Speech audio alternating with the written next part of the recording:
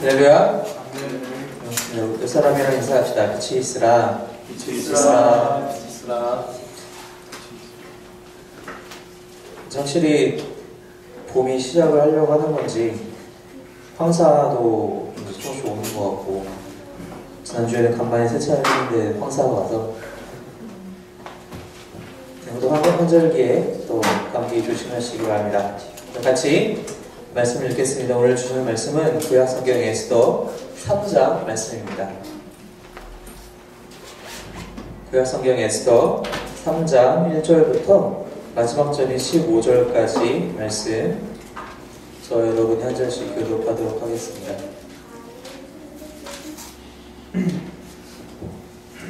자, 먼저 1절부터 읽겠습니다. 그 후에 아하수에로 왕이 아각 사람 함므다다의 아들 하만의 지위를 높이 올려 함께 있는 모든 대신 위에 두니, 백월문에 있는 왕의 모든 신하들이 다 왕의 명령대로 하만에게 꿇어 절하되 모르드게는 꿇지도 아니하고 절하지도 아니하니, 대궐문에 있는 왕의 신하들이 모르드게에게 이르되 너는 어찌하여 왕의 명령을 거역하느냐 하고, 날마다 하는데 모르드게 나를 되지 아니하고 자기는 유다인임을 알렸더니 그들이 모르드게의 일이 없으나 보고자 하여 하만에게 전하였더라.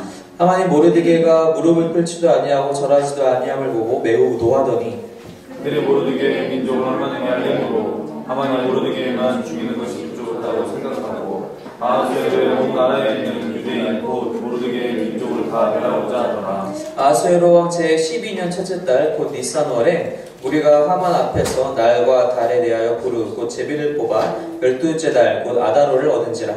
하만이 아하수에로 왕에게 이르되 한 민족이 왕의 나라 각 지방 백성 중에 흩어져 거하는데 그 법률이 망령의 것과 달라서 왕의 법률을 지키지 아니하오니 용납하는 것이 왕에게 무익하니이다. 왕이 옳게 여기시거든 조서를 내려 그들을 진멸하소서. 내가 은 1만 달란트를 왕의 일을 맡은 자의 손에 맡겨 왕의 금고에 드리리이다 하니, 왕이 반지를 손에서 그려 유대인의 대적 곧 아각 사람 함므다다의 아들 하만에게 주며 이르되 그 은을 내게 주고 그 백성도 그리하노니 너희 속에는 좋을 대로 행하라 하더라. 첫째 달 13일에 왕의 서기관이 소집되어 하만의 명령을 따라 왕의 대신과 각 지방의 관리와 각 민족의 관원에게 아하수에로 왕의 이름으로 조서를 쓰되 곧 각 지방의 문자와 각 민족의 언어로 쓰고 왕의 반지로 인치니라. 이에 그 조서를 역졸에게 맡겨 왕의 각 지방에 보내니 12째 달 곧 아다롤 13일 하루 동안에 모든 유다인을 젊은이 늙은이 어린이 여인들을 막론하고 죽이고 도륙하고 진멸하고 또 그 재산을 탈취하라 하였고, 이 명령을 각 지방에 전하기 위하여 조서의 초본을 모든 민족에게 선포하여 그날을 위하여 준비하게 하라 하였더라. 그렇겠습니다. 역졸이 왕의 명령을 받들어 급히 나음에 그 조서가 도성 수산에로 공포되니 왕은 하만과 함께 앉아 마시되 수산성은 어지럽더라. 우리 이제 에스더서를 함께 같이 나누고 있습니다. 우리 이제 지난주 말씀을 통해서 에스더 2장에서 이제 에스더가 왕으로 간택이 되고, 그리고 나서 이제 모르드게의 이야기가 잠깐 소개된 이후에 이제 2장이 마쳐졌어요. 그러면서 모르드게가 암살 계획, 왕에 대한 암살 계획이 있었다라는 것을 미리 알고 이제 에스더를 통해서 왕에게 알려서 그것을 미리 사전에 방지할 수 있게끔, 어떻게 보면 이제 모르드게가 왕의 생명의 은인이 된 셈이죠. 그런데 사실 그럼에도 불구하고 아무런 어떤 모르드게가 어떤 보상을 받거나 그런 것이 없었다라는 것으로 2장에 마쳐졌습니다. 물론 이제 모르드게 스스로는 어떤 보상을 받기 위해서 그런 일들을 한 것은 아니겠지만, 왜냐하면 자기가 딸처럼 키우던 사촌 동생의 남편이고 한 나라의 왕이기도 하지만 또 자신이 또 한 나라의 그 하급일지언정 하급 관리였기 때문에 그런 일들 당연하게 행한 것이죠.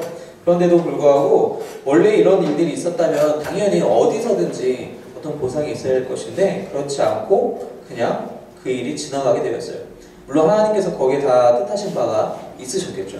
그리고 나서 오늘 3장에 들어오면서 3장 1절을 시작을 하기를, 그 후에 아하수에로 왕이 아각 사람 함므다다의 아들 하만을 높이 지위를 높여줬다. 즉 승진을 확 시켜준 거예요. 그래서 모든 대신들 위에 두었다. 여기서는 이제 대신이라고 표현을 했는데 어떤 영어 성경들에 보면은 영어 단어를 프린스, 그러니까 모든 왕자들보다 다 위에 두게 되었다는 거죠. 즉 2인자가 된 셈이죠. 그 나라의 이 바사라는 왕국, 이 페르시아 왕국의 2인자가 된 셈이에요. 하만이라는 사람이. 근데 이 하만이라는 사람은 정말 어떠한 배경도 없이 갑자기 등장해서 이렇게 놀라운 승진을 갑자기 받게 되잖아요. 근데 이러한 사람을 이 에스더 저자가 이 사람을 소개하면서 묘사하기를 뭐 이 사람이 무엇을 잘해서 이렇게 되었다라든지 이 사람이 어떤 전쟁에 나가서 혁혁한 공을 이루었다, 세웠다라고 해서 이렇게 얘기를 하는 것이 아니라 그 묘사하기를 아각 사람 함므다다의 아들 하만이다 라고 이렇게 소개를 합니다. 아각 사람이란 누구냐? 여러분 여러분들이 성경 통독을 열심히 꾸준히 하고 계시다는 가정하에 아마 지금쯤이면 그래도 역사서에는 구약 선생님부터 시작했으면 그래도 역사서까지는 들어가지 않으셨을까 하는 바람에서 아각 사람은 사울왕과 대적했던 아말렉의 왕의 이름이 아각이었어요. 아각 왕이었어요. 즉 이 아각 사람이라는 것은 바로 그 자손이라는 얘기죠. 이 하만이라는 사람은 그 아말렉 자손, 그 라인에 있는 사람이에요. 근데 왜 하필이면 그냥 함므다다의 아들 하만이라고 해도 되는데 왜 아각 사람 함므다다의 아들이라고 이렇게 얘기를 했냐?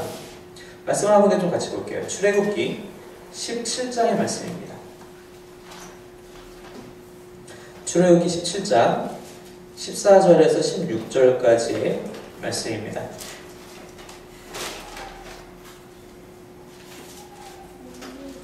출애굽기 17장 14절부터 16절 찾았으면 저와 같이 함께 읽겠습니다. 시작. 여호와께서 모세에게 이르시되 이것을 책에 기록하여 기념하게 하고 여호수아의 귀에 외워 들리라.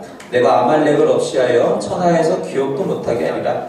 모세가 제단을 쌓고 그 이름을 여호와 니시라 하고 이르되 여호와께서 맹세하기를 여호와가 아말렉과 더불어 대대로 싸우리라 하셨다 하였더라. 지금 이 출애굽기 17장이 어떤 장면이냐면 이 광야를 지나는 중에 아말렉 사람들과 대치하게 됩니다. 전쟁을 하게 되죠. 그래서 여호수아가 이제 군대를 이끌고 가서 전쟁하는 중에 모세가 이제 위에서 언덕 위에 올라가서 기도하는 장면이에요. 그래서 우리가 다 알다시피 모세가 손을 들고 기도하다가 피곤해서 손이 좀 내려간다 치면은 이스라엘 백성들이 밀리고 전쟁에서 밀리고 손을 또 높이 들면은 또 이기고 그러는 와중에 이제 두 사람이 와서 이렇게 손도 들어주고 하는 우리 잘 알고 있는 장면이죠. 그 장면이 맞춰지고 그 전쟁이 다 이렇게 승리한 이후에 하나님께서 모세에게 말씀하시길 내가 아말렉을 천하에서 없이 할 것이다. 대대로 너희와 싸우게 할 것이다. 대대로 너희와 싸울 건데 절대로 내가 그들로 하고 너희를 이기게 하지 않을 것이다. 라고 약속하시는 장면이라는 거죠. 그래서 이제 이 장면 이후에 이제 시간이 흘러서 사울왕 시대에 왔을 때까지도 여전히 아말렉과 다투고 있었어요. 하지만 하나님께서 아말렉을 무조건 이기게 하시겠다라고 말씀하셨기 때문에 그 일들은 다 성취되고 있는 와중에 사울왕이 실수를 하죠. 사울왕이 하나님께서 명하신 것들을 거기서 범하게 돼요. 너를 위해서 취하지 말라고 했던 것들을 취하게 되고 그런 잘못들을 하게 되니까 거기서 한번 실수가 물론 일어나긴 하죠. 하지만 그 이후에도 계속적으로 아말렉은 이제 역대상을 또 쭉 지나오면서도 또 계속 이스라엘과 전쟁만 하게 되면 또 패하게 된 역사가 반복이 돼요. 그런데 이제 에스더서에서 지금 이 에스더의 저자가 이 하만이라는 사람을 바로 그렇게 얘기하고 있다는 것입니다. 아마 유대인들, 이 에스더서를 처음 이제 받아들었던 이 유대인들이라면 아마 벌써 느낌이 왔었을 거예요. 왜냐면 이 바로 전장 2장에서 모르드게를 설명할 때 기스의 후손이라고 얘기를 했거든요. 기스는 또 사울의 후손이죠. 사울의 라인이죠. 즉, 이 왕조, 그래도 한때는 아마 왕조에 속했던 이 가문과 또 아말렉이면 당연히 서로 대치 상황이 앞으로 벌어지겠구나. 유대인 독자라면 아마 누구든지 이런 예상들을 아마 했었을 겁니다. 그런데 이제 이렇게 갑자기 하만이 승진을 하게 되니까 아마 주변에서 시기와 질투가 좀 많이 있었나 봐요. 한 가지 더 왕이 명령을 하는데 그 무엇이냐? 2절에 보니까 왕이 모든 신하들이 다 왕의 명령대로 하만에게 후러절하게 시킨 거예요. 왕의 이름으로 왕의 명령으로 이 하만 앞에 모든 사람들은 무조건 꿇어 엎드려야 된다. 그렇게 법을 만들게 된 거죠. 여러분 그 사극을 보시면 TV에서 하는 그 드라마 같은 거라든지 영화라든지 사극을 보면은 그 영의정, 뭐 우의정, 좌정이 높은 벼슬에 있는 사람들이 가마를 타고 지나다니잖아요. 가마를 타고 이제 궁궐 안에 들어가는 거 말고 이제 자기 집에서 나와서 이제 궁궐까지 가는 길에는 이제 일반 마을길을 이렇게 지나갈 거 아니에요? 지나가면 보면은 옆에 있는 사람들이 다 비켜서요, 그죠? 다 한쪽 비켜서서 눈도 못 마주치죠. 다 이렇게 고개 이렇게 숙이고 일반 양민들은 그렇게 하고 좀 신분이 천한 사람들은 무릎 꿇기까지 하는 것을 보게 되잖아요. 사실 이거는요 어느 나라나 좀 지위가 높다 싶으면은 다 그렇게 해요. 그죠? 영화를 우리가 봐도 이게 중세 시대를 배경으로 한 영화를 봐도 뭐 어느 지역에 뭐 백작이다. 그럼 그 백작이 자기의 영지의 그 사람들을 이렇게 좀 만나러 가면은 항상 농부들 이렇게 모자 벗고 이렇게 옆에서 이렇게 머리 숙이고 그런 장면이 나오죠. 근데 모르드게는 이게 어디서나 통용되는 그런 정도의 것이었는데 그렇게 하지 않고 있어요. 이전에 후반부에 보니까 모르드게는 꼴치도 아니하고 절하지도 아니하였다라고 얘기를 하고 있다는 것입니다. 왜 그랬을까요? 왜 모르드게는 그렇게 하지 않았을까? 왜냐면은 유대인들이라고 해서 이제 나중에 이제 모르드게가 스스로 자기가 유대인이기 때문에 그렇다라고 이유를 밝히는데 유대인이라고 해서 자기의 왕에게도 즉 지금 이때는 포로기였기 때문에 이스라엘 왕조가 멸망했지만 이제 다 망했지만 그 이전에 자신의 나라의 왕한테도 이렇게 하지 않았는가 분명 그렇게 했단 말이죠. 모든 사람들이 다윗 왕한테도 그렇고 솔로몬 왕한테도 그렇고 이러한 예의는 다 누구나 표하는 게 마땅한 거였는데 모르드게는 그렇게 하지 않았다는 겁니다. 모르드게가 우리가 앞장에서 봤다시피 대궐 문 앞에 앉아 있었다는 것은 어떤 일종의 하급 관리였던 셈이고 그렇다면은 그 나라의 그 계급들, 그런 벼슬아치들의 그런 계급 상황들, 이런 상하 관계를 분명히 잘 알았을 테고, 자기가 어느 정도, 누구에게는 어느 정도 예를 표해야 된다는 것을 알았을 텐데도 불구하고, 그렇게 하고 있지 않다는 것은 아마 다른 이유가 있었을 거란 얘기죠. 무슨 뜻이냐? 하만이 자신이 그렇게 갑자기 승진하게 되니까 뭔가 좀 두려운 게 있었나 봐요. 그래서 사람들에게 왕에게 부탁을 했겠죠. 나를 좀 더 사람들이 존중하고 존경하고 이렇게 하도록 해달라. 근데 이제 이 정도로만 했어도 사실은 괜찮았을 것을 하만이 요구한 것은 어떤 신적인 경배까지 요구하게 되었다는 것입니다. 자신을 그냥 나라의 2인자로만 생각하는 것이 아니라 거의 신적인 존재로 인정하고 그만큼 나를 경배하라. 내가 그렇게 엎드려라. 당시 페르시아 제국 역사서들을 보면 페르시아의 왕은 신적 조언자라는 별칭이 붙었대요. 즉 신적인 위치에서 자기가 뭔가 얘기를 하면 이건 신이 나에게 우리 국가에게 주는 이야기다라고 하면서 주게 되는 거죠. 그럼 그 나라의 2인자인 하만도 역시 그러한 권위와 권세를 원했던 것이죠. 그래서 그렇게 사람들이 나한테 그렇게 해줘야 된다. 내 앞에 그렇게 엎드리고 꿇어야 된다. 모르드게는 그렇지 않았다는 것입니다. 그러면서 얘기하기를 사람들이 날마다 찾아와서 얘기를 하면 너 그러면 안 돼. 아마 처음 몇 번은 좀 가서 야 너 왜 그랬어? 그러면 안 돼. 너 못 봤어? 한만 지나가는 거 못 봤어?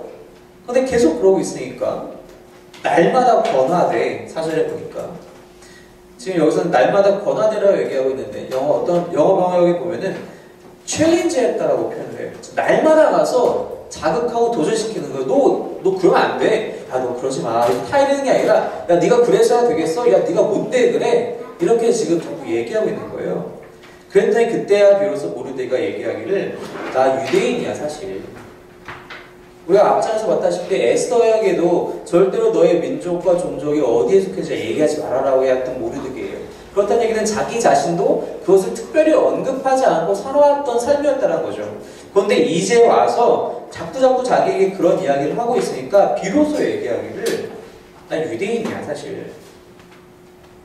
그래서 난 그렇게 할 수가 없어. 에스더를 처음 시작하면서 이 에스더서에는 한 번도 하나님의 이름이 나타나지 않는다고 얘기를 했는데 이렇게 간접적으로 한 사람의 하나님에 대한 신앙이 드러나게 됩니다. 여러분, 엎드려 절하는 것 할 수 있죠. 뭐 어렵습니까? 어려운 일 아니에요. 그냥 하만을 날마다 볼 사람도 아니에요. 물론 이제 하만이 날마다 왕궁에 들어가면 대궐문 앞에 있으니까 날마다 절을 하긴 해야겠지만, 정말 맨날 옆에 모시고 이렇게 사는 사람도 아니고, 어쩌다 지나가는 거 보게 되면 인사하면 되는 거죠. 그걸 할 수 있어요. 그런데 모르드게는 그거는 자기는 못하겠다. 나에게는 하나님께서 주신 율법이 있는데 절대로 다른 사람을 하나님 외에 다른 어떤 존재일지라도 섬기지 말라고 했기 때문에 그렇게 할 수 없다. 여러분, 이러한 이슈를 지금 21세기 우리들의 삶으로 갖고 와서 한번 생각을 해봅시다. 한 번쯤이야 뭐라는 생각 우리가 누구는 해요. 그죠? 한번 해주고 말지 뭐. 한 번 정도는 별거 있겠어. 한 번 정도 해주고 말지 뭐. 여러분, 그 한 번으로 안 끝나는 게 문제인 거예요, 사실은. 사람의 행동이라는 것은요, 사람의 정신이 행동에 영향을 미치잖아요. 근데 그 반대도 가능해요. 사람의 행동이 또 정신의 마음의 생각에 영향을 미치게 돼요. 내가 한 번 그렇게 하게 되면 뭐 저번에도 한 번 해줘야 돼, 그냥 이번에도 한 번 해주지 라는 마음이 생기게 되고, 그 반복되다 보면은 그게 익숙해지고 그게 생활이 되고 그게 습관이 되어버리는 거예요. 그러다 보니까 나의 생각이 거기에 정착이 된다는 것이죠. 여러분, 복음의 본질은 절대로 타협할 수 없는 것이랍니다. 우리가 한 번 거기서 타협을 하고, 그래, 이 정도는 내가 해줄 수 있어, 이 정도는 내가 사회생활 하는데 욕먹지 않기 위해서 해줄 수 있어 라고 생각하는 그 순간 앞으로의 일들은 안 봐도 뻔하다는 거예요. 그것이 점점 나의 습관이 되고 결국에는 그 복음의 본질까지도 타협하게 된다는 것입니다. 우리가 이 정도는 본질에, 내가 나의 신앙의 그 근원에 절대로 타격을 주지 않을 거야 라고 내 스스로 그렇게 교만하게 생각했던 것들이 결국 나에게 큰 상처로, 큰 공격으로 나에게 찾아올 수 있다는 것입니다. 우리들에게는 절대 그것을 처음부터 아예 시작도 하지 않았다는 것이죠.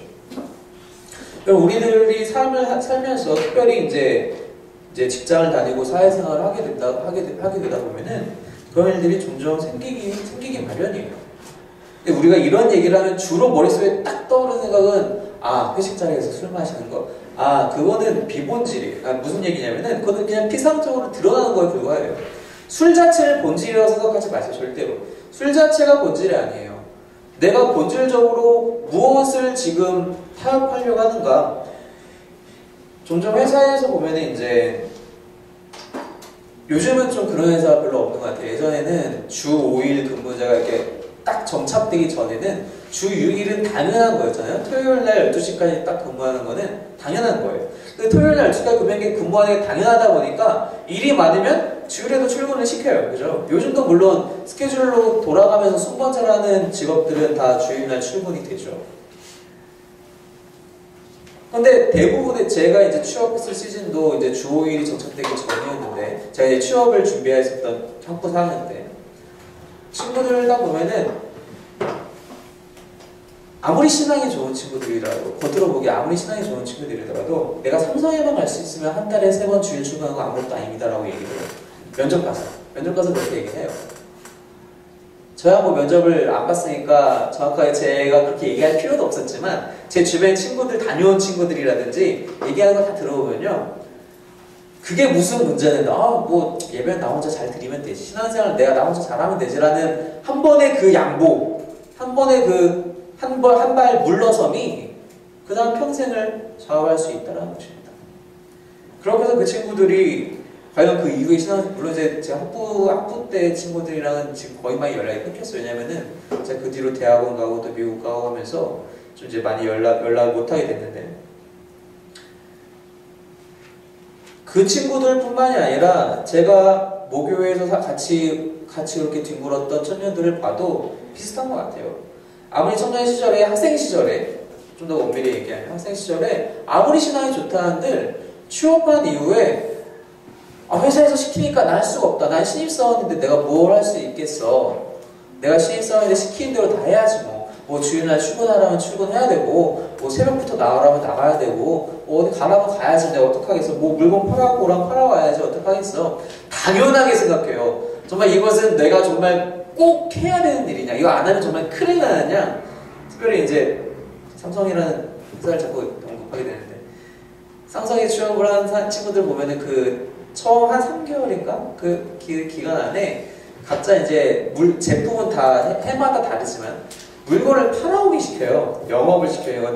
저 때는 제 친구들이 막 디지털 카메라 팔고 MP3 플레이어 막 팔고 몇 대가 그게 수량이 나오나 봐요. 그거 정말 미친 듯이 해요. 자기 가족들한테 다 팔아넘겨요. 여러분 전도를 그렇게 해보셨습니까? 그 친구들이 전도를 그렇게 했었나요? 그렇지 않아요.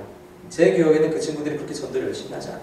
근데 물건 파는 거는요, 내가 이 회사에 어떻게 들어왔는데, 내가 지난 4년간 대학교에서 어떻게 이렇게 스펙을 쌓고, 어떻게 준비해서 내가 이 회사에 들어왔는데, 내가 이 연봉 내가 어떻게 포기해?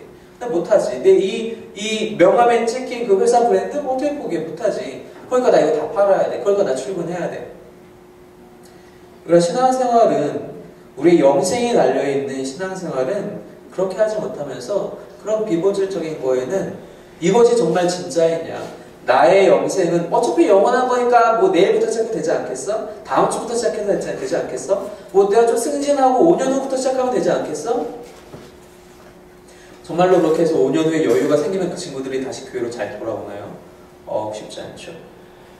그래서 제가 청년부에 있었던 동안에 청년부를 졸업하고 나간 선배들을 보면은, 선배들이 교회 안에 제대로 정착한 선배들을 정말 손으로 꼽을, 이 한 손에서 꼽을 수 있는 정도밖에 안 돼요.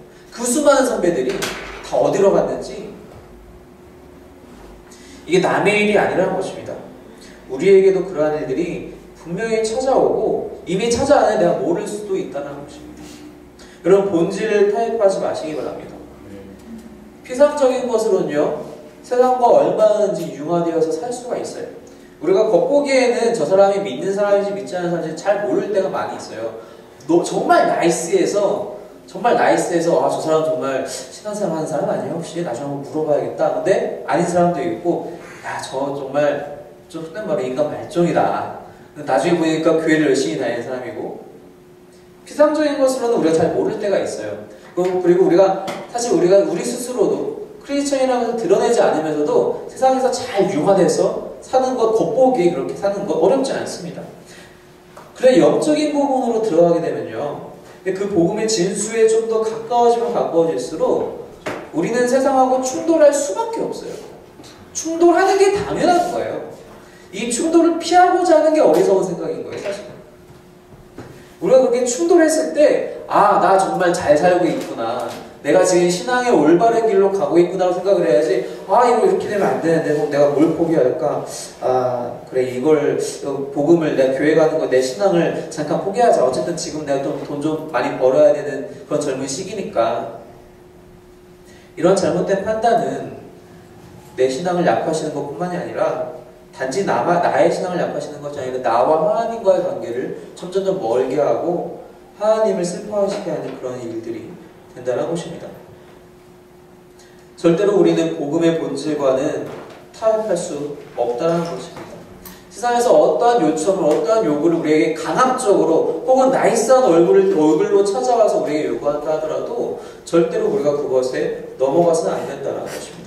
사도 바울이 얘기한 것처럼 비본질적인 것들은 아무 필요 없어요. 고기를 먹고 안 먹고가 중요한 것이 아니다. 너희 안에 서로를 향한 사랑이, 그 복음으로 기반되어 있는 사랑이 있느냐, 그것이 중요한 것이다. 로마서를 통해서 얘기하고 있지 않습니까? 모든 것이 가하지만 모든 것이 유익한 것이 아니라고 얘기한 것처럼 우리에게 설령 우리가 이것을 타협할 수 있는 능력과 기회가 된다고 할지라도 그것을 하는 것은 절대로 옳지 않다라는 것입니다. 설령 이것 때문에 나뿐만이 아니라 나 외에 많은 사람에게 피해가 갈지언정, 설령 그것이 우리 모두에게 위험을 빠뜨릴 수 있는 일이 될지언정, 그래서 안 된다는 것입니다. 우리가 지금 이 이야기를 벌써 앞에서 한 번 읽어봐서 알지만 결국 이래서 어떻게 되죠? 하만은 유대인 전체를 죽이려고 해요. 이 모르드게 한 사람의, 자기가 그 한 사람 때문에 열받은 그 화난 그 사건, 그 일을 유대인 전체에게 보복을 하려고 해요. 어떻게 보면은 나 한 사람 때문에 우리나라 크리스찬이 다 죽어야 된다, 다 감옥 가야 된다는 상황이랑 똑같은 거예요. 그죠? 설령 그렇다 할지라도 괜찮습니다. 하나님이 도우실 것이니까. 하나님이 도우시거든요. 어떻게 도우시는지. 단지 우리에게 필요한 것은 서로 더 격려하고 위로하고 권면하고 기도하는 것이 우리에게 더 중요한 것이. 그래서 공동체가 공동체로서 세워지고 오히려 더 굳건해지는 것이 하나님의 목적하시는 것이고 목표하시는 것이지, 거기서 타협하고 흩어지는 것은 절대로 주님이 원하시는 것이 아니라는 것입니다. 하나님께서 도대체 어떻게 이제 일을 하시느냐. 7절에 보니까 이 하만이라는 사람이, 내가 이제 얘들을, 이 유다인들을 다 죽여야겠다. 모르드게 한 사람 갖고는 안 되겠다. 그리고 작정을 하고 7절에서 제비를 뽑았습니다. 이제 첫째 달 니산월 13일에 이제 모여서 제비를 뽑는 거예요. 날과 달에 대해. 이게 무슨 얘기냐면은, 사실 이 페르시아 당시에 이런 나라에서는 한 해를 1년을 계획하는 데 있어서 어느 날이 길일이냐, 예를 들어서 뭐 우리나라에 뭐 세금 걷는 날, 뭐 하는 날 그런 것들을 다 이렇게 제비를 일일이 뽑는 거예요. 거기에 이제 하나를 더 추가한 거죠. 그 유대인들은 언제 죽일까? 그래서 그 제비를 뽑아서 날짜를 잡았더니 그게 12째 달, 즉 12월 아달월이 나왔다는 거죠. 이 원래 발음으로 한글 성서는 부르로 썼지만 원래 발음은 푸르가 되는데, 이것이 이제 사실은 지금 현재의 이란어의 그 파레라는 말의 어원이 돼요. 이게 파레가 무슨 뜻이냐면 문명이라는 뜻인데, 이 제비를 뽑아서 유대인을 멸할 날짜를 뽑습니다. 그런데요, 지금 현재가 첫째 달이에요. 그죠? 이 제비를 뽑는 달은 첫째 달인데, 제비가 뽑혀서 나온 달은 12째 달이에요. 그죠? 아직 11개월이라는 시간이 남게 돼요.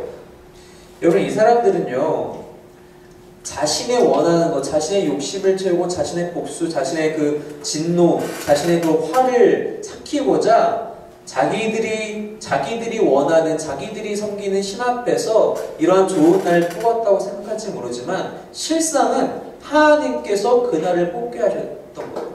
이게 운명이라는 단어로 표현이 되는 그 부르를 사용을 했지만, 우리에게, 믿는 자들에게는 운명입니까? 아니죠. 하나님의 섭리하심이잖아요. 하나님이 어떻게 섭리하시느냐? 유대인들을 준비시킬 수 있는 기간을 마련해 주세요. 이들은 지금 좋은 날 뽑았다고 막 잔치할지 모르지만, 실상은 하나님께서 여기서부터 벌써 이미 일하고 계시다는 거예요. 아니, 이미 이전부터 일하고 계셨죠. 에스더를 왕으로 세우시면서 이미 시작된 것인데, 여기서 또 한 번 드러나고 있다는 것입니다. 하나님은요, 우리가 너무 어려워서, 너무 힘들어서 아무리 신음소리조차 내지 못할 때조차도 하나님께서 분명히 일하고 계시다는 것입니다.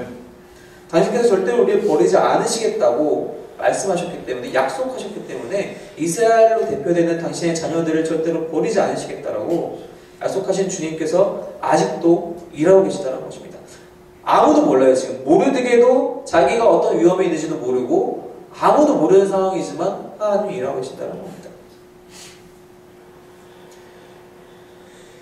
하나님은 이렇게 일하시는데, 여러분, 사단은 어떻게 일하는지 아십니까? 이제 이 좋은 날을, 자기가 생각하기에 좋은 날을 뽑아서 아닌 하만이 아하수에로 왕 앞에 나아갑니다. 8절에 보니까 한 민족이 있습니다. 근데 그 민족이 왕의 나라 각 지방 백성에 흩어져 살고 있는데, 그 법률이, 그들이 따르는 법률이 좀 달라요. 여기까지는 사실이에요. 그죠? 여기까지는 유대인이 그 전 페르시아 전쟁에 살고 있고, 유대인이 따르는 법은 당연히 다르죠. 다르죠. 사실인데, 거기에 그 이후에 얘기하는 것이 뭐냐? 왕의 법률을 지키지 않고 있어요. 여기서부터가 이제 거짓입니다. 무슨 뜻이냐? 그냥 말씀을 좀 찾아볼까요? 예레미야서, 얼른 좀 같이 볼까요? 예레미야서 29장 말씀입니다.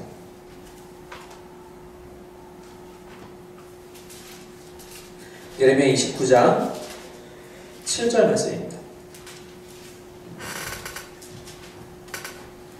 예레미야 29장 7절 읽겠습니다. 시작. 너희는 내가 사로잡혀가게 한 그 성읍의 평안을 구하고 그를 위하여 여호와께 기도하라. 이는 그 성읍이 평안함으로 너희도 평안할 것임이라. 무슨 장면이냐? 예레미야가 결국에 이스라엘이 포로로 끌려갈 것이다. 남유다 왕국이 다 멸망하고 포로로 끌려갈 것이다 라는 것을 예언하잖아요. 그러면서 하나님께서 덧붙여 말씀하시기를 너희가 그 나라에 가서 매일마다 울고만 있지 말고 그 나라가 잘 될 것을 너희가 위해서 기도해라. 너희가 살게 될 그 성읍 평안을 위해서 기도해라. 그래야지 너희도 평안하게 살 것이 아니냐. 이게 아직 하나님이 예레미야를 통해서 이스라엘 백성들에게 요청하시는 장면이에요. 말씀하시는 장면인데 이 말씀들을 이 애굽에서의 포로 시대와는 다르게 이 시기의 포로기를 살고 있는 이스라엘 백성들 유대인들은요 잘 지켰어요. 분명히 70년이 끝나면 우리가 돌아간다고 약속하셨으니까 우리가 이걸 붙들고 잘 살아야지. 그렇다는 얘기는 이 바사 왕국 전 곳에 흩어져 사는 유대인들이 다 왕의 법률을 거역하고 살아가느냐? 절대로 그럴 수 없다는 얘기죠. 왕이 내렸던 모든 법률을 단호히 지키는 것이 우선이죠. 그 나라의 평안을 구하고 있는 상황이니까. 하만은요 지금 아주 교묘하게 왕을 속이고 있어요. 왕에게 지금 유대인이 있습니다 라고 얘기하지 않고 한 민족이 있습니다부터 얘기한 것부터가 지금 왕을 속이고자 하려는 목적이 있거든요. 왜냐? 이 아하수에로 왕의 선조들은 다 유대인을 선대했어요. 여러분 이거 기록을 우리가 성경 말씀을 이미 구약산책 때도 다 봐서 알겠지만 페르시아가 시작이 되고 고레스 왕이 제일 먼저 한 게 무엇이죠? 돌려보내요. 그죠? 이스라엘 백성들을 첫 번째로 예루살렘 돌려보내. 너희가 가서 너희 원하는 대로 성전도 짓고 너희가 원하는 신을 섬겨서 그렇게 잘 살아라. 왜냐? 어차피 거기도 페르시아 땅이니까. 페르시아 제국이 그만큼 광대하기 때문에 어차피 거기도 내 땅인데 그냥 너희 원하는 땅 가서 살고 그냥 너희가 원하는 신 섬겨. 어차피 뭐 너희가 섬기는 신이나 우리가 섬기는 신이나 뭐 그게 그거지 뭐 라는 생각에 고레스 왕은 아마도 그냥 그렇게 가서 마음대로 하라고 해요. 그 이후에도 다리오 왕도 또 마찬가지예요. 즉 이 전체에 걸쳐 이 자신의 선조들은 다 유대인에게 선대했던 그런 경험들이 있는데 그렇기 때문에 이 하만은 아하수에로 왕에게 유대인이라는 이름을 직접적으로 얘기하지 않고 한 민족이 있는데요. 그 민족이 법률이 달라서 왕의 그 법을 잘 안 지켜요. 근데 그렇게 표현할 때 각 지방 백성들이 흩어져 산다. 법률을 안 지키는 이 사람들이 곳곳에 있어요. 지금 이 표현은요. 돌려서 말하면은 마치 우리가 이러한 표현할 때 이 집안에 곳곳에 바퀴벌레가 살고 있어. 이런 느낌이랑 똑같은 거예요. 곳곳에 정말 이 말도 안 되는 사람들이 이 나라 곳곳에 숨어서 살고 있어가지고 다른 사람들 너무 악영향을 주고 있어요. 라고 하는 얘기가 지금 하만이 하고 싶어하는 얘기인 거예요. 이들을 용납하는 것이 왕에게 무익하니이다. 사단이 일하는 방법은 우리를 속이면서 일을 시작을 합니다. 우리를 교묘하게 속여서 우리에게 찾아오고 우리의 틈을 노리고 그래서 악한 일들을 행하려고 해요. 이게 사단이 처음부터 했던 일들이잖아요. 창세기를 우리가 보면 알지만 하와를 어떻게 꼬시죠? 야 정말 너 죽는다고 그랬어 하나님이? 정말 죽는다고 그랬니? 아니야. 절대 죽지 않아. 너 괜찮아. 먹어도 돼. 오히려 네가 더 훨씬 더 높아져서 하나님 천을 걱정 마. 이제 지금 이 에스더 시기 이후에 예수님께서 광야에서 40일 그렇게 금식하고 기도하실 때에도 사단이 또 찾아가죠. 또 속이죠. 거기서 말씀을 교묘히 뒤틀어서 속여요. 야 너 저기 성전에서 떨어져 봐. 그럼 말씀에 그렇게 기록되어 있잖아. 너 좋아하는 말씀에 보니까 천사가 나를 너 받아준다며 뛰어내려봐. 근데 여러분 그 말씀 그 정확하게 인용된 구절을 보면요 절대로 그런 얘기를 안 하고 있어요. 사단이 그 말씀을 변조시켜가지고 그렇게 지금 공격하는 거거든요. 항상 그렇게 속여서 사단은 항상 거짓의 영이기 때문에 우리를 속이려고 해요. 괜찮아. 에이 이 정도쯤이야. 괜찮아. 걱정 마. 이렇게 우리를 속인다는 것입니다. 너 그러면 안 돼. 때로는 이렇게도 속여요. 야 너 그거 좋은 거 아닌데? 너 왜 그렇게 해? 너 그거 너한테 손해야. 지금 하만이 왕에게 하는 그 방식으로 그렇잖아. 지금 왕에게 손해가 나고 있어요. 그래서 덧붙여 바로 얘기하기를 9절에 진멸합시다. 대신 제가 은 1만 달란트를 줄게요. 지금 당신한테 손해인데 내가 지금 손해를 메꿀 방법을 찾았어요 라고 미혹시키는 거예요. 1만 달란트. 여러분 우리 대부분 이제 어린 시절에 신앙생활 시작하신 분들은요 달란트 딱 얘기를 하면요 감이 안 와요. 왜냐면 우리는 항상 달란트 시장 가면은 5달란트에 뭐 떡볶이 사 먹고 10달란트에 조립식 사고 장난감 사고 있기 때문에 달란트 하면 딱 감이 안 와요. 1달란트, 한 달란트가 무게로 따지면요 34kg이에요. 즉 은 1만 달란트는요 34만 kg 어치의 은을 준다는 얘기예요. 제가 요즘 때가 때인지라 귀금속을 잘 봐요. 인터넷을 통해서 가끔씩 이제 좀 찾아봐요. 그러면요 가격이요 오 깜짝 놀라요. 진짜 요만한 뭐 하나 붙었다고 해서 그게 막 100, 200 이건 우습더라고요. 은 34만 kg입니다. 은 34만 kg. 여러분 이건요 지금 우리의 시세로 비교해도 엄청난 액수지만요 당시에 페르시아의 1년 세금 수입이 15,000달란트가 안 됐대요. 그럼 거의 1년치 세금에 육박하는 그 금액을 하만이 얼마나 부자인지 아시겠죠? 그거를 이제 왕에게 선뜻 내어주는 거예요. 왕은 그때 갑자기 깜짝 놀라겠죠. 이게 웬 돈이냐고. 앞에까지만 해도 진짜 그래? 정말 그런 애들이 있어? 나한테 안 되겠는데? 손해인데? 손해가 갑자기 이익으로 확 바뀌죠. 자기 머릿속에서는 이제 그 유대인은 머릿속에 떠났어요. 그 한민족은 떠났고 1만 달란트가 머릿속에 딱 박힌 거예요. 당이 안 보이죠. 사단이 공격하는 방법이 바로 이런 거예요. 우리 머릿속에 당장 눈앞의 것만 보게 해요. 무엇이 중요한지를 다 놓치게 하고 눈앞에 있는 이득만 쫓게 하는 것이 바로 사단의 방법이라는 겁니다. 제가 이 1만 달란트를 드릴 테니까 우리 이렇게 합시다. 다 죽입시다. 바로 10절에 왕이 반지를 손에서 빼어서 야 네 맘대로 해. 다 네 맘대로 해. 괜찮아. 네 맘대로 해. 그리고 나서 모든 사람들을 죽이려고 아예 법까지 만듭니다. 사람들을 불러놓고 각 12절 후반부에 보니까 왕의 이름으로 조서를 쓰되 그 각 지방의 문자와 각민족의 언어로 쓰고 왕의 반지로 인치니라. 반지로 인치기까지 하나의 법률이 또 한 번 만들어집니다. 우리가 이미 1장 2장 읽어왔기 때문에 알지만 페르시아의 법률은 한 번 만들어지면 절대로 변개할 수 없다. 그래서 왕후 와스디를 패하고 나서 어쩔 줄 몰라 했잖아요. 똑같은 일이 또 벌어집니다. 무엇 때문에? 하만의 분노 때문에 일어납니다. 아하수에로 왕의 분노가 왕후 와스디를 패했던 것처럼 하만의 분노가 모든 유대인들을 지금 죽이려고 작정하고 있어요. 지금 아직 하나님이 일하시는 것을 모르는 사람들이라면 지금 이 소식을 듣자마자 아마 엄청난 공포에 휩싸였을 겁니다. 지금은 1월인데 11월에 우리가 다 죽는데요. 12월에. 11개월이 남았으니까 도망가야지 라는 생각 못하죠. 왜냐?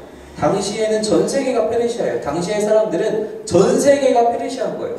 어디를 가도 페르시아 국경을 찾을 수가 없는 거예요. 넘어갈 수가 없는 정도로 큰 대제국이었기 때문에 난 죽었구나 라는 생각인 거예요.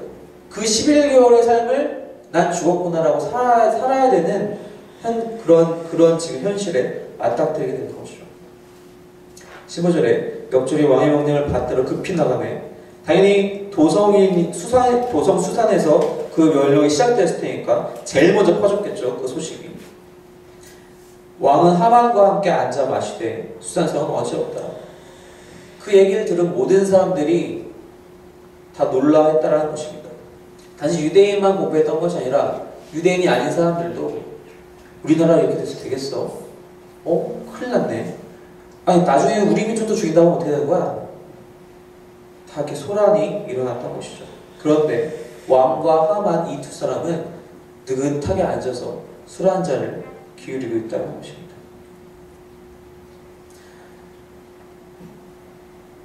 하나님과 사단이 일하는 방식은 전혀 다릅니다. 그런데 우리는 민감하지 못하면요 바로바로 속게 돼요. 이것이 하나님이 일하시는 방식인가 보다. 하나님이 나에게 복 주시라고 지금 내 눈앞에 이런 이익을 나에게 주신 거 아니야? 분별하지 못하면요 그거 속하게 돼요. 이것이 마치 옳은 것이냐? 하만의 그 속삭임이 정말 옳은 것 같아서 또 은도 있고 왕이 이렇게 홀딱 넘어간 것처럼 우리는 지금 이것을 읽고 이 사람 진짜 자기 나라 사람들 다 죽인다는 몇 명을 얼마 되지 않을지라도 당시에 유대인이 페르시아 왕국에 퍼져서 살고 있는 유대인이 70만 명이라고 우리가 추산하거든요. 70만 명이라는 인구가 죽어나간다는데 눈앞에 있는 1만 달한테 혹해서 속는 이 왕의 것을 보면서 우리는 어리석다고 하지만 이것이 변형된 상황으로 나에게 찾아왔을 때는 우리가 그것을 홀딱 넘어가서 믿게 돼요. 아, 이것이 나에게 하나님이 복 주시려고 이렇게 하시나 보다. 갑자기 이런 일들이 생기네. 와, 나 정말 운이 좋네. 하나님이 나를 도우시나? 절대 그렇지 않다는 것입니다. 여러분, 분별하셔야 합니다. 무엇이 하나님의 뜻이고 무엇이 하나님의 방식이고 무엇이 사단의 방식인지 분별하셔야 합니다. 어떻게 분별할 수 있냐? 늘 말씀드리는 거지만 말씀밖에 없어요. 말씀을 우리가 끊임없이 가까이 하고 읽고 묵상하고 연구해서 아, 이것이 하나님의 뜻이구나. 아, 이것이 나에게 찾아온 정말 하나님의 큰 축복이구나. 아, 이것은 나를 미혹하는 영이다. 너 물러가라. 그런 말씀을 가지고 분별하고 대적해야 한다는 것입니다. 그거 외에는 방법이 없어요. 그렇게 사는 사람은요, 어쩔 수 없어요. 세상과 날마다 충돌할 수밖에 없습니다. 복음의 본질을 타협하지 않으니까. 그렇지만 하나님이 분명히 일하고 계신다는 사실을 잊지 마시기 바랍니다. 여러분들이 말씀을 붙들수록 하나님께서 일하시는 것을 더 쉽게 알아볼 수가 있어요. 그럼 더 우리는 마음의 평안을 누릴 수 있다는 것입니다. 세상이 아무리 나를 흔들고 충돌하고 나에게 손해를 주다 나를 위협하고 협박한다 할지라도 말씀을 붙들고 사는 사람들은 하나님은 그래도 날 지켜주셔. 하나님은 그래도 지금 일하고 계셔. 하나님의 방식이 바로 이거야. 난 타협할 수 없어. 그러한 평안과 능력 가운데 살아간다는 것입니다. 여러분들 모두가 저와 여러분이 바로 이러한 믿음을 가지고 살아가길 소망합니다. 이러한 믿음으로 복음을 붙들고 살아가는, 말씀을 붙들고 살아가는 저와 여러분 되시기를 주님의 이름으로 축원합니다. 함께 기도하겠습니다.